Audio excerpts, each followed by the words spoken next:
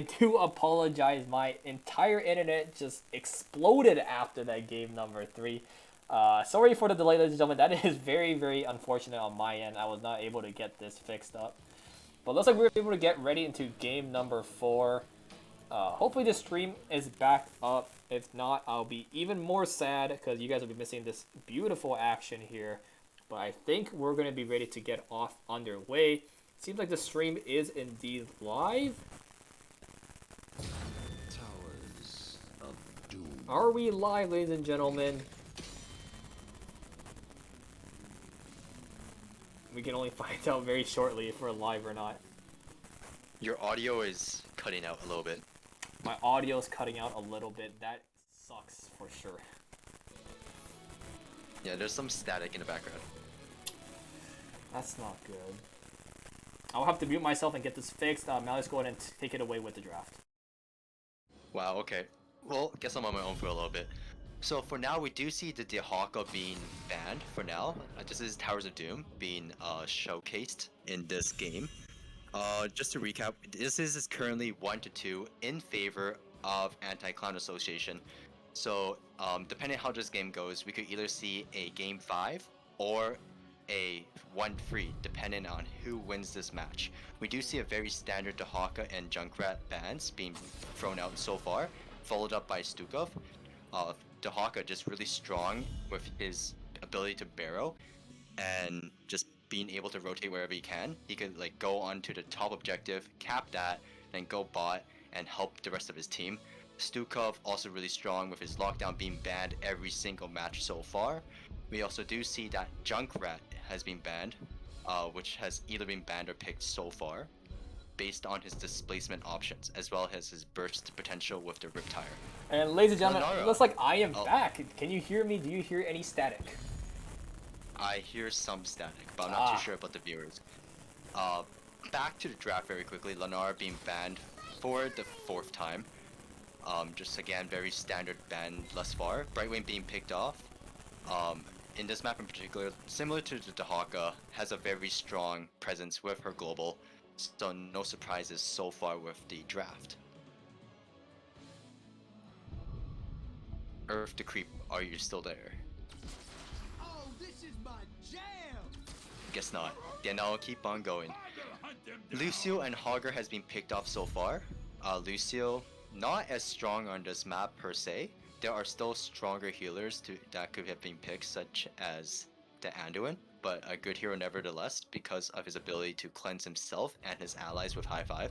Hogger, a very strong soul laner and just the ability to take advantage of those choke points. A new Brack actually going past the bans after being banned 3 times in a row is being picked by Anti-Clown Association. A very strong pickup, being able to lock down his opponents and force an unfavorable fight against his foes. Sylvanas just being really strong in Towers of Doom, being able to lock down buildings with Black Arrow, winning in the macro scene, especially since this map focuses so heavily on taking those keeps from your opponents. Falstead, another global, I believe the last global, except for Abathur, which has been banned or picked. So again, no surprises there. We have seen how strong the Gusts were in previous games.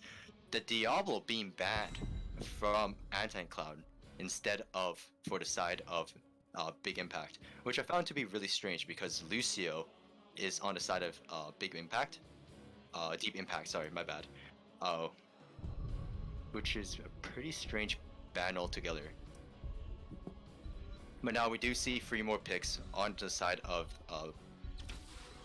oh, now we do see a Garrosh being picked off here, and a Vala. Vala, very strong DPS as we have seen in similar games in the past. Garrosh just had a very commanding presence in the previous game, being able to survive lots of damage being dished out, despite having full combos being dealt on him last game.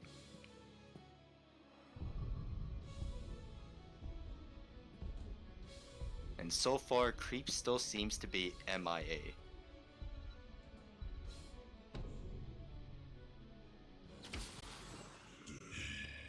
Malphite and Mephisto being picked here. Malphite is actually very strong on this map given how he has one of the strongest double soak potential in the game, especially with the Pale Horse at level 1.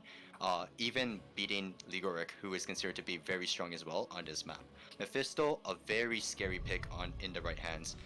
Being able to deal substantial amounts of burst damage and lock down enemies with Durance of Hate at level 10.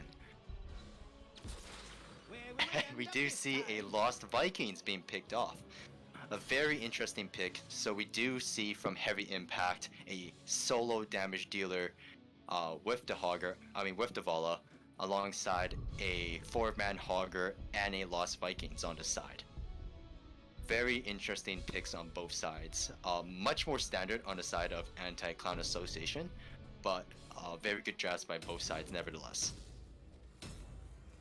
I will say having a Garrosh comp with a Vikings is quite risky because you're going to be mostly down a man throughout the entire game, and it's always nice to be able to fight a 5v5 with a Garrosh so that you'll be able to lock down your opponents much more easily with that extra manpower. So if I had to give the draft to one team, I would give it for the side of Anti-Clown Association.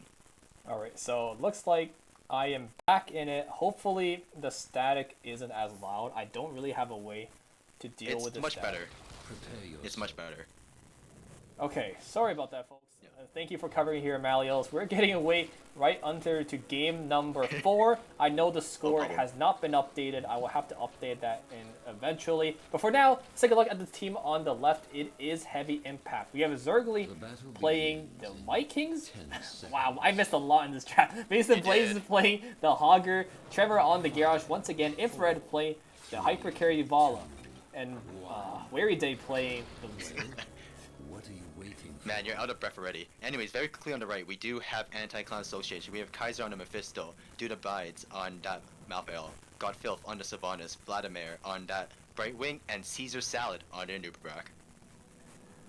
Let's take a look at the level 1 talents while we do have a little bit of a passive downtime. It isn't one of the more aggressive ones. We saw Godfield taking a little bit of damage here, attempting to do a little of a sneak attack onto the top lane.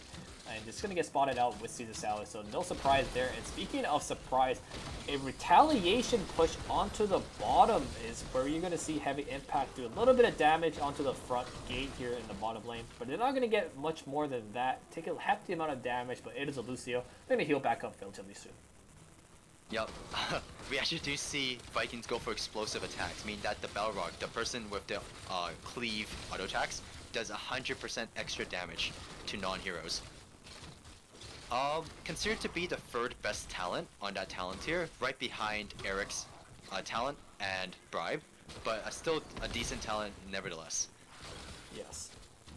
Speaking of Vikings, that's a Viking going down somewhere. I don't even know where the heck this Viking was. Yeah, Olaf going down. The problem with the Vikings, it's so hard to like control the camera because they're everywhere. Well, if they die, they die. What can we say? Actually, we do see Hogger. We do see Hogger. My bad. We do see Hogger going for that level 1 quest talent, which makes him a lot more viable with the 4-man. That being said, he is trying to kill Sylvanas on the top lane. However, Sylvanas was able to Wailing Arrow out, and she lives and is currently planning to tap and go back into the action.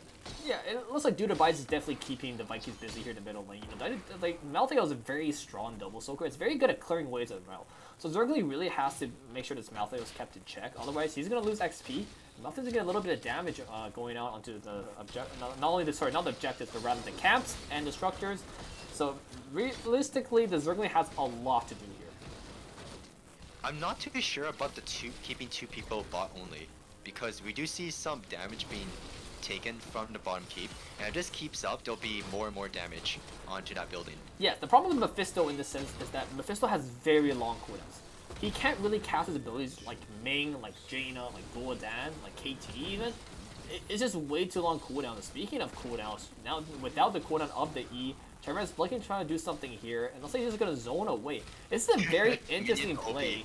Yeah, they're gonna forfeit a lot of damage in his bottom 4, and this seems to be like the theme of today's games, whereas Anti-Clown just gave so much things to Heavy Impact.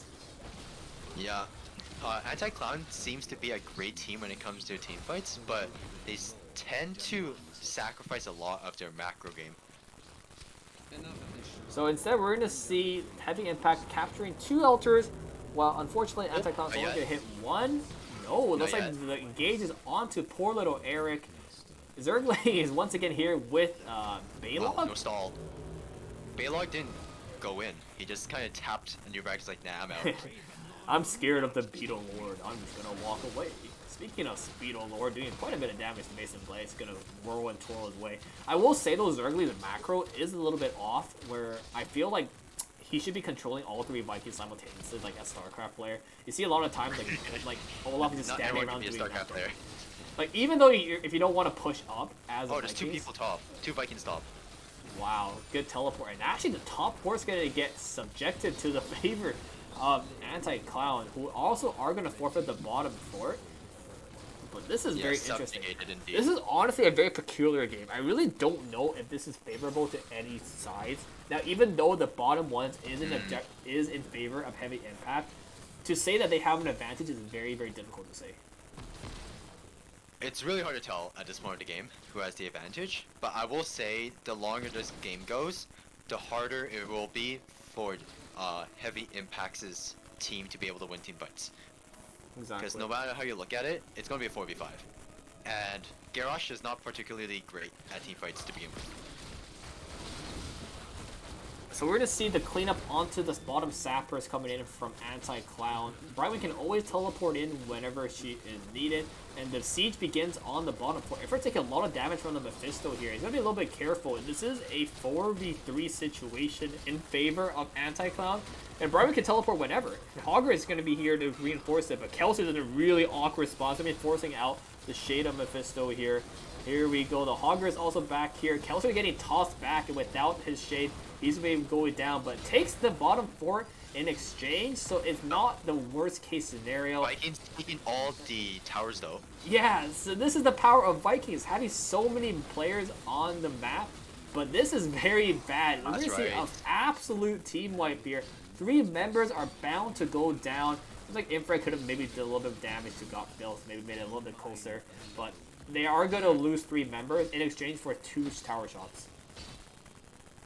So it's 6 shots for basically a level lead at this point. Is that worth it? Hard to say.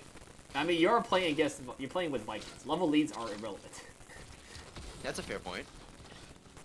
But it's still kind of ironic to see a Vikings team comp falling so far behind this early on. And we're gonna see the siege begin onto the bottom fort. You have the Savannahs, you have the Mephisto.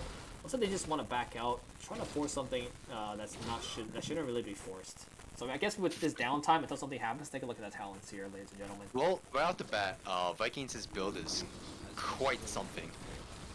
We see it's a sabotage on level 4, which just basically does burn damage to buildings when Eric shoots at it. Speaking of burning, Anubat taking a lot of heavy fire here, alongside with Valamar. He's going to force the blink out here. Kelsier is going to be here. Does not have his heroic for this situation. And everybody just walks out alive at the very least. Some healthier than others. But it was a good attempt, a good fight, a very scrappy skirmish, but nothing comes out of it for both teams. I'll say that overall, it was better for Heavy Impact because they did not lose any of the main people as Olaf dies. Irrelevant. run! Oh, very close. But they were able to get that level lead back on track, so they're no longer severely behind on levels. So, kudos to them. I feel like that was a pretty good trade. And here we go. The one altar face is going to appear here in the middle altar. The toss is onto Nubarak, but it is the Beetle King himself. He's not going to be able to be locked down just yet. Malthaio still here in the top lane. Both sappers have respawned. Eric is here to assist with his pesky slingshot. Let's see, both teams really prioritizing the sappers. You know, that could equal just as many tower shots as, or maybe even a bottom 4 if they were lucky. So they really want to get that up pressure going to see if both teams are going to prioritize clearing it. Looks like Tremor is once again focusing onto Nubrak. Valamar is just going to get interrupted by Zergling. Good interrupt here. And the fight begins with the good, I mean not a good, but a Warlord's challenge onto the Malthaio. Kelsier just going in and doing as much damage as he can. Willing Arrow is up. Blink Heal is up. The only heroic that is not up is the Warlord's challenge. What are we going to see here? We're going to see a 2v1 in the middle lane, but more importantly, in the bottom lane, 13s are picked up by both teams. This could be a very close fight that's about to approach. Hogger is just doing his best to harass, provide as much silence as can, but he is just instantly melted. So much CC and so much damage coming in a very short duration of time. And he's going to get taken down for free. And now Weary Day is next to fall without the sound barrier up. He is going to be taken down as well. Yeah, like Hogger tried his best to stall for the objective, try to get that Warlord's challenge back up before they try to engage, but unfortunately he stayed way too long, enabling the enemy team to just combo their CC on top of him. And now for the reward, they are going to get this bottom fort. There isn't anybody that can stand in between them and taking the bottom fort back. So this is going to be a very good advantage coming in. And here comes the Vikings flank. Here they march. Olaf and Eric destroying the back line. Psych, they're not doing anything. Eric is going to go down. So is Baylog. And this is, sorry, Olaf. And this is just catastrophic. I mean, you see play again, you know, used by Zergling there, but you really didn't get too much in that bottom engage besides giving them a lot of more XP and a lot more kills. Like, the Vikings losing out on soak and structures is pretty bad, to be honest. You never want to be in this position when you have a Vikings comp, because it's just so much harder to get those buildings back, and you're never strong in the team fight to begin with. Speaking of team fights, we see one happening in the bottom lane. Yeah, just a cocoon onto the Garrosh, and he's going to try to walk up and get a good Warlord's challenge. Doesn't hit anybody. Oh, good, because he hasn't used it yet. And here we go. Kelsier doing so much damage with the Mephisto kit. He's going to have to force the Shade out. And a beautiful engage from Caesar Sound. Okay. All we got to see is an Eric casualty. That little Viking's not having a great time in that Fox Pajamas. Oh, wait, Garrosh? He's fine. Wow. Like, now the question really is the Vikings comp working for Heavy Impact? I'm going to have to say no so far. They might have been better off with another hero, another damage dealer perhaps. But yeah, they're losing both objectives. It's going to be 5 shots each. And yeah, the lead is now just incremented increasingly by this favor of Anti-Clown, and even more when Garrosh gets taken down with that lockdown. No. There isn't the team to assist, and Mason Blaze is bound to go down as well. This is just getting really bad for Heavy Impact. Their comp that they visualized in the beginning is not working out. They also lose their middle fort. Oh man. And now they're bottom one. Like, just trading 1 for 1 forts is already bad enough for Heavy Impact because their siege potential is so much lower than Anti-Clown Association. But like, to be down 2 forts is it's difficult. You won't be able to get these forts back unless you wipe the team, or at least take out 2 enemies. And with only 1 fort left, all Anti-Clown needs to do is just focus their priority onto the top. You see Zerglin's doing his best to take down the wave, but they're actually not even going to go to the top lane. They're going straight to the boss. Zerglin's just going to spot this out. Poor Baylog is just taking so much damage. But he can't really do anything, you know. Mephisto can do his best. Ooh! Zerglin living with 50 HP. Oh, Eric's you see, like, there's been spending so much time bot trying to get that keep. But like, they just finished it now. All in the meantime, they were able to get top keep, and the boss during the same time. I mean, they lost their own top keep. That's true, but that's because they were kind of like doing their own thing, trying to get that boss. Yeah. That's kind of odd though. Like, both teams got the like adjacent keep, but not their own. Yeah, that's very interesting. But here we go. The toss is once again onto the new Brack. The lockdown is actually there this time. No assist from the Brightwing or Sylvanas. The Willing Arrow launching onto the Lucio, but he has sound barrier for last rites should he need it. And Brightwing's actually still in the top lane. There's no healer this fight. What a terrible macro decision from Anti-Clown. You're fighting without a healer? That is a very interesting call. I do not like that call at all. I think Brightwing should have just given. Yeah, they should have just gave the objective and just went That down. was really one of the worst calls I've seen. I don't really know why Brightwing was there. I cannot understand why Brightwing does not want to teleport and make it an advantageous fighting scenario. Like, sure, they're gonna get all the Vikings here. They're gonna lose their bottom fort. Yeah. Like she They're still even gets the down capture 2-8. at the end of the day, but at what cost? Does she? Yeah, she does. Yeah, she's gonna be able to blink heal out. So even though he was able to get the cast, I guess at this point they're just trying to get as much structural damage and as much core damage as they can with the shots, right? Maybe assert dominance, like give them a fighting chance. At this stage of the playoffs, do you think giving them a chance is good? I They think are up a game. Maybe they just want a best 5. they want a game number 5. Is that what they want? I don't know, dude. They're It's really possible. making Maybe it. they felt bad for you when your internet crashed. Gave you a new extra game. Oh, it is lit. Oh, here we go. The Mephisto is in a bad spot. A good He's Warlord fine. challenge onto 2. But now Mason Blaze is in a heap of He's trouble. done. The sound barrier. Oh, unkillable. Unkillable level 20! Wow, that's a talent I did not expect to see. But a very good pick. And now, Weary Day, you're going to go down to the cocoon. But a very good unkillable pop, actually. Like, that's the most value I've ever seen from that talent. Yeah. Keep in mind, that unkillable is like a 60-second cooldown. Like, Morales can do that every 4 seconds. And not to mention, you're only unkillable for 1 second. 1.5, but yeah, it's essentially kind of terrible, to be honest. But it did work out for them there, so kudos to that. Now we can take a look at the talents now. Without the healer, there really isn't any inclination to fight on the side of heavy impacts. Let's take a quick look at the talents. We haven't really seen it all game, so Yeah. Malios, give us your beautiful insight. Well, Infinite Strafe, so if they could keep Vala from being CC'd, which is unlikely because they have a point-and-click polymorph, she might get some decent value. We also see Fear of the Storm coming out from the Lost Vikings, giving them some extra potential in the team fights. Double Toss from Garrosh, all upgrade.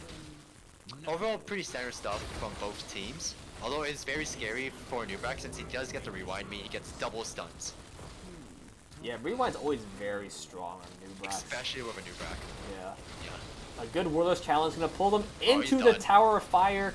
But Lucio was not there with the unkillable, just missed it. The sound barrier is going to save Infrared, but this is a very bad spot. Yeah, Vala is going to go down to the Mephisto That's game. and... Like, at this point, they could get both towers, and there's nothing they could do. yeah, I mean... Oh, and the gauge is once again beautiful onto Mason Blaze and onto actually, Weary they Day. get the right wing. Valimar living? Oh, a good clutch Yeah. heal, and yeah, Mason Blaze Yeah. is down to go. And so is Lucio. game. Ladies and gentlemen, the doom is approaching. There is almost no way to stop this steamroller called Anti-Clown Association. All they have to do is capture as many hours as they can. Granted, they lost their middle what one, is this? their top one, but That's like symmetry right here, but in a really strange way. this is something you'll never see. This In is your- so weird. Like, you'd never see your Storm League games with a format like this. Like, what? Well, the format's gone, so we enjoyed it while it lasted. Imagine getting all 3 altars on the enemy side, but still not getting all the getting all the structures. Yeah. Okay, luckily for Heavy Impact, as lucky as they could be, actually, there's still boss in 2 seconds. Yeah, I was about to say just like only one objective, so it's easier, but if they get this boss, it's over. Yeah, and Malphite is going to cap that top sapper, so now they're really on a time limit. I don't think it matters at this point. Tremor is the only man here. Like, what miracle play do we have to see? They can even just escort the sappers. They don't even have to do the boss. They had the top for themselves. Or They the can- objective. The objective works too. Yeah, and Brightwing's down here too. He's gonna force the play again, so there's no healer for this fight. He's gonna force out the ultimate, and let's Brightwing see. should just dip. Wow, just instantly melted. What? What? Brightwing should just teleport. They could afford This to is give the up one objective. second time where Brightwing refuses to teleport. I don't understand that. I generally cannot understand that play. Anyways, they can still get objective. Like, just straight up 2 hero spot. Lucio is gonna come to assist though, and I'm sure Garrosh is on his Reinforcements. way. But we will see if ACA They gets shouldn't punished here. overstay. If they overstay, it's pretty bad. Oh, the blink heal is gonna come through though, so they're not gonna be in a bad spot. Garrosh. Malthael has returned. Now this is interesting. Trevor is on to do the bites here. He's gonna force the Wait, teleport. Augur. Unkillable plus the sound barrier. It was a ill-timed fine. unkillable active, but Mason Blaze still lives, so it was still clutch at the end of the day. But Oh, what a This game is sloppy getting game. really weird. I'm sure all of you guys at home are just as confused as the casters are. You Like, should look at all the towers. They're all so low. Look at it. yeah, They're all middle just is going down, to minion. top is down, top is down, middle is down. Bot is Top about to down get again, down as dude. well. So, Top is going down any moment now. which There top? you go. Both of them actually.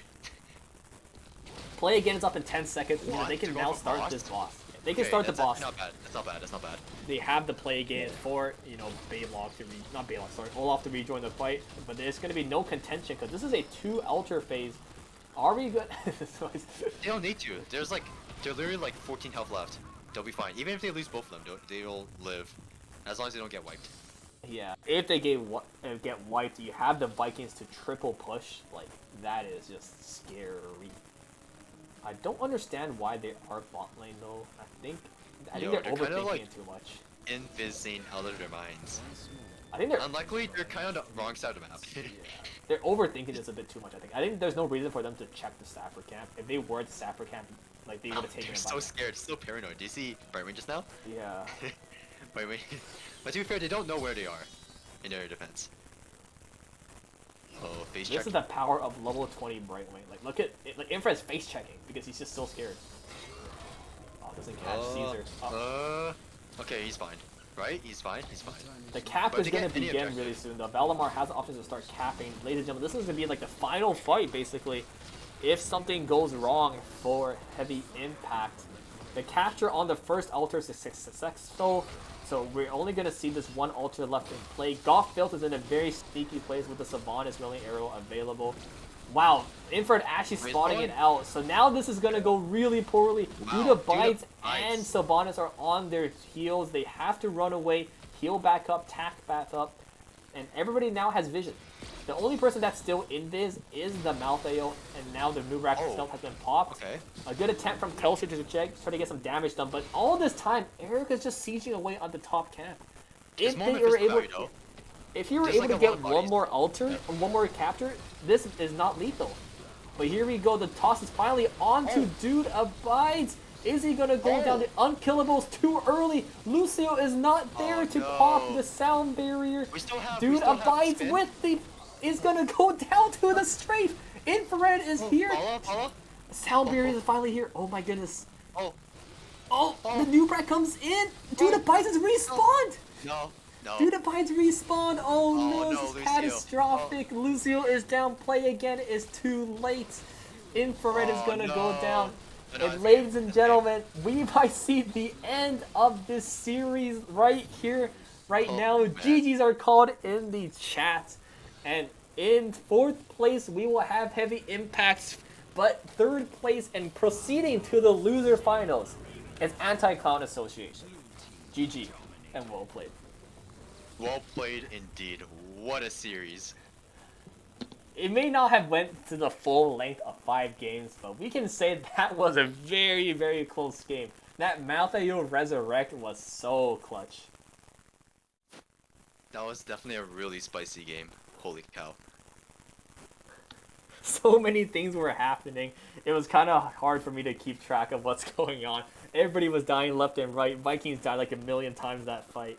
Oh, Vikings man. died like, looking at the stats, they died 24 times in total that game. Yikes. That was... But they did get almost 50k XP for their team, so that's something.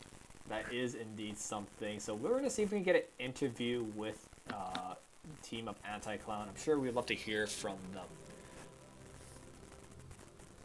Let's see if I can get one of the members of Anti-Clown to join us.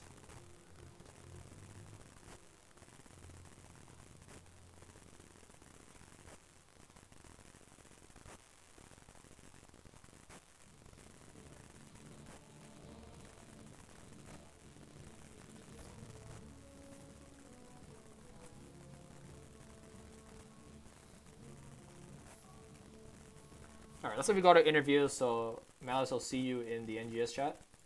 Sounds good.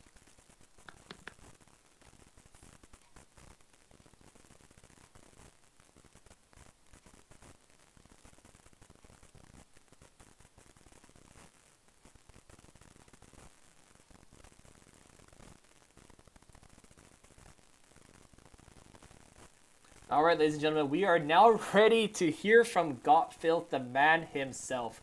First of all, give yourself a pat on the back. You have finally received a portion of the pool. How are you feeling? I mean, it was a lot of fun. I think Heavy Impact's like our rivals historically in NGS, so knocking them out. I mean, it feels kind of bad because I like all of them, but also feels good. Nice, that's for sure. It's good to hear from that. So let's get into the interview questions. First of all, the last time you guys fought, it was a dominant 3-0 coming in from Heavy Impact. So, given that and knowing that your opponents were Heavy Impact this game, did you spend a lot of time researching, a lot of time thinking of strategies to defeat them, or did you just play it cool, play it calm, knowing that you were probably like misfortunate the last time they played and you were ready to deal with them no matter what without too many training? No, I think we pretty much just went in on it and like winged everything, and everything just worked out. I think last time we played them, like we were a lot worse as a team. I think we've gotten a lot better in the past couple of months, so I think that's mostly what it comes down to. But I mean, every time we've played that team, it's been like kind of a coin flip of who wins. Just any day, someone else can come out on top. Yeah, so it turns out you guys were able to get the victory 3-1. I will say though, the one question I have for you is that 2-Minute Spider Queen map pick was a bit strange because the last time you guys played on 2-Minute Spider Queen, it was an Annihilation coming in from Heavy Impact. So does that mean that you guys had a plan ready for this and you were well aware the last time you guys played, you just got demolished and you were just ready for that because you knew you were going to win? No, I think it's mostly just like recently we've been doing pretty well on Tomb, and like I think I kind of knew I wanted to look for like Joanna early in it because the hero's pretty insane on that map. I mean, obviously because of the wave clear, but also because her 20s are disgusting. And yeah, I mean that's mostly why we picked it. Is just lately we've been doing really good on the map. Yeah, for sure. And it looks like you definitely were able to get a clutch win. Map number 2 on Cursed Hollow. It was, I wanted you to explain what your interesting play was, where you were just kind of just giving away objectives just left and right. Like you really just contested maybe like 1 out of every 3 objectives. And how did you guys ended up winning? Was that your strategy all along to just give them as many objectives just to buy time for your team? In those like early like 3v3, 4v4 fights, their comp is just way stronger than ours. Like we can't really fight them in those situations. We're just gonna lose. And also like fighting early objectives against a Junkrat on that map, like you're never gonna cap him ever because he's just gonna stall permanently. So we just we just had to pretty much just eat the first curse for nothing. But I mean, once we scaled, we could actually win 5v5 team fights against them, which is the plan. Yes, so game number 3 ended up going to Heavy Impact with a very interesting comp. Did this comp really surprise you, and what do you think went wrong in game number 3? No, I kind of saw it coming actually, like, but yeah, I didn't I didn't know how to counter it. Like we just picked Falstad. Probably wasn't the best pick, but I mean the game was winnable. I think we died right at the end. Like I think I was about to get like a massive gust, and then somebody died. I think if that person doesn't die, we probably win the game. But I mean, it was close. I think the only way we win that game is if I get like massive wind tunnels. Yeah, that's for sure. If your Gus were maybe like game changing, you definitely would have had the edge to win game. But you guys didn't do the job at the end of the day at map number 4 against the Vikings. What was your strategies dealing with the Vikings? I know you had a very interesting rotation or a very interesting macro play where you decided to just go all out in the top tower and put Malthael in the middle lane. So what was this? What was the reasoning behind this play? Well, Mephisto is like really good at deep pushing against them, so he held on for a long time. Like, so me and Anoop pushed like around the same speed as they did bot. So if we like decided to try to like match them bottom, we're probably just gonna lose that lane. Like they're stronger than we are, and Vikings are gonna bully the Malthael. So we have to do something like quirky and hit the other lanes. I see. Okay, so it did work out at least for you guys, and you guys were able to win the entire series 3-1. Malios, do you have any further questions for Gotfilth here? Nope, I'm good on my end. All right, perfect. So before I let you go, just one more question. Your next opponents, whether it will be GG Till I Die, or I believe the other team, if I just take a look quickly here, is Team Backdoor. do you guys already have a plan or strategy to deal with these two teams? Should you play one of them or even both of them in your upcoming matches?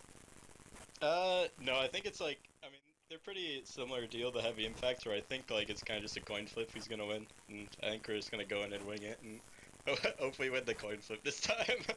All right, that's indeed a beautiful strategy. So before I let you go, Goffield, and for you to celebrate with your team, do you have any shout outs to any friends, family, or fans out there? I mean, I guess shout out to my team, obviously. It was a lot of fun playing today, and shout out to you guys for casting. Awesome. So that is it going to be for the interview. Thank you so much for joining us. And once again, congratulations on your win for this evening. I'm going to let you go off and celebrate with your team. And you have yourself a wonderful evening, Goffield. All right, thank you. So that means, ladies and gentlemen, that is going to conclude tonight's matches. I do apologize for the big game crash and kind of the staticky mic throughout the series. There really isn't too much I can